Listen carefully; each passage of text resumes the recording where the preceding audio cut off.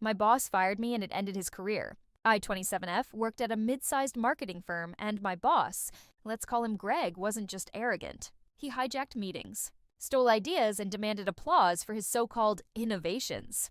He had to be the loudest person in the room and never missed a chance to remind everyone how close he was with the CEO. For months, he'd been on this power trip targeting me specifically. He'd micromanage me on the dumbest things, like the font I used in an email, but whenever I brought in a new client, he was the first to take the credit. The final straw came when he started hinting that I wasn't a team player because I wouldn't laugh at his wildly inappropriate jokes. He kept leaving warnings in my HR file, stuff like didn't stay late on Friday, when I literally had cleared it with the project manager. Anyway, last month he called me into his office with this smug little grin and said, "We're going to have to let you go.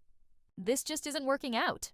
What Greg didn't know was that one of our biggest clients had been funneling all their correspondence through me directly, not him because they couldn't stand him. Months earlier, their CEO told me directly that if I ever left, they'd rather move their business with me. Within 3 days of being fired, I joined a competitor that had been trying to recruit me. Within a week, that massive client, worth around 35% of my old firm's revenue, moved their contract over to me at my new job. Then 2 more clients followed after hearing I'd left. In less than a month, my old firm lost nearly half its revenue. The CEO panicked and finally started listening to employees about Greg's behavior.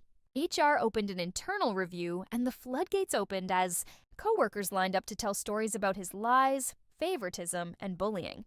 When Greg found out the clients had followed me to my new firm, he had a total meltdown in the office.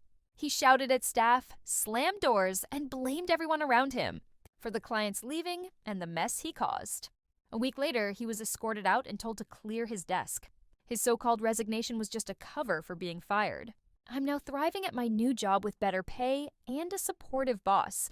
While Greg has basically torched his career, some of my former coworkers thought I had gone too far by letting him and the company fall apart, while others were relieved to see him go. So, was the company's downfall my fault, or simply the result of having a terrible boss?